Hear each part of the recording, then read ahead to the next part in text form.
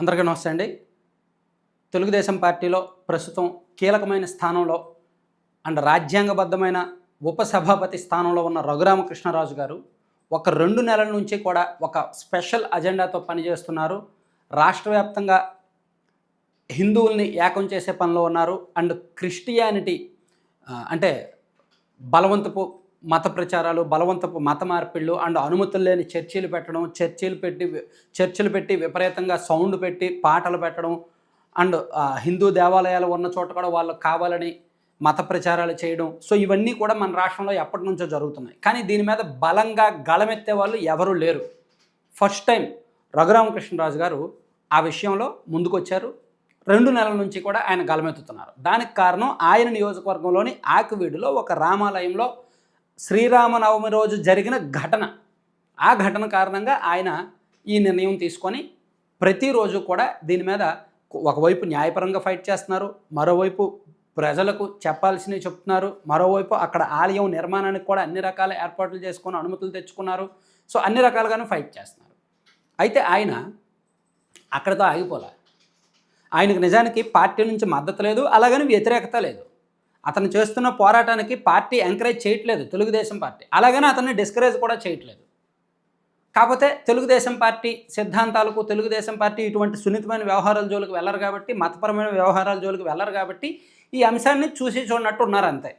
So Raghuramakrishnaraju గారు కూడా maximum తన నియోజకవర్గంలో ఎలాగ తనకు ఆ ఓట్లు పడవు, తను ఏ వర్గాన్ని అయితే వ్యతిరేకిస్తున్నారో ఆ ఓట్లు ఎలాగ తనకు పడవు అండ్ తనున్న పార్టీకి కూడా పడవు కాబట్టి ఇది సేఫే, ఇది తనున్న పార్టీకి సేఫే, తనకు సేఫే అని ఆయన నమ్ముతున్నారు కాబట్టి కొంచెం ముందుకు వెళ్తున్నారనమాట.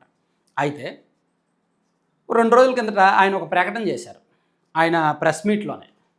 సో త్వరలోనే రాష్ట్ర వ్యాప్తంగా హిందువుల కోసం ఈ బలవంత మత ప్రచారాల మీద ఫైట్ చేయడానికి కానీ, లేదా ఈ అనుమతులు లేని చర్చలు ముగించే విషయంలో కానీ అండ్ అనుమతులు లేకుండా పెద్ద సౌండ్లు పెట్టి ఏమైనా అడిగితే మతపరంగా దాడులకు దిగే వారి మీద కానీ, సో ఓవరాల్గా హిందువుల గళం మరింత రైజ్ చేయడానికి, వినిపించడానికి అండ్ వాళ్ళ తరపున ఫైట్ చేయడానికి, వాళ్ళకి అన్ని రకాలుగా సహకారంగా ఉండడానికి ఒక వేదిక ఏర్పాటు చేస్తామును అని 2-3 రోజుల కిందట రఘురామకృష్ణరాజు గారు ప్రకటించారు. ఆ వేదిక పేరు తెలుగు వీరలేవర. అయితే ఇది రఘురామకృష్ణరాజు గారు ఒక వేదిక పెట్టి దానికి పెట్టుకున్న పేరే. అయితే ఇది భవిష్యత్తులో రాజకీయ పార్టీగా మారినా ఆశ్చర్యపోకల. ఇక్కడ ఒక చిన్న ట్విస్ట్ ఉంది. దీనికి కంటిన్యూగా దీనికి లింక్డ్గా నేను ఇంకో వీడియో చేశాను, చూడొచ్చు కావాలంటే వేరే ఛానల్లో. అయితే ఆయనేమి తనున్న పార్టీ మీద తిరుగుబాటుతో ఈ వేదిక పెట్టట్లా.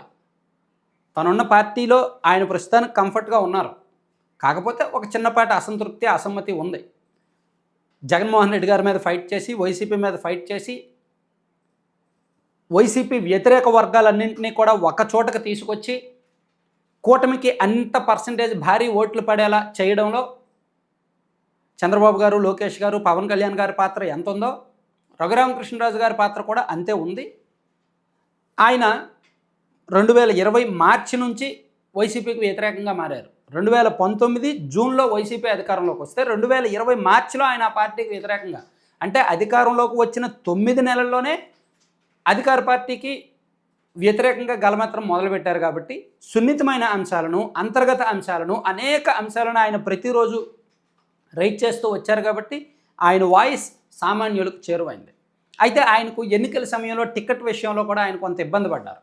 సో అప్పటి నుంచి ఉన్న ఇబ్బంది అలా కొనసాగుతూనే ఉంది. ఎన్నికలు అయ్యాక పార్టీ కూటమి అధికారంలోకి వచ్చాక ఆయనకి ఇచ్చే పదవి విషయంలో కూడా కొంత ఊగిసలాట జరిగింది. సో చివరికి ఉపసభాపతి పదవి ఇచ్చారు, ఆయన మంత్రి పదవి ఆశిస్తున్నారు. అయితే మళ్ళీ చెప్తున్నా, ఈ తెలుగు వీరలేవర అనేది ఒక ఐక్యవేదిక, హిందువుల తరపున పోరాడడానికి ఆయన ఎంచుకున్న పేరు. ఇది ప్రస్తుతానికి వేదికగా మాత్రమే ఉంటుంది, ఒక తటస్థ వేదికగా మాత్రమే ఉంటుంది. భవిష్యత్తు పరిణామాలను బట్టి, భవిష్యత్తు అవసరాలను బట్టి, ఆయనకు ఎదురయ్యే పరిణామాలను బట్టి అది రాజకీయ పార్టీగా మారే అవకాశం ఉంది.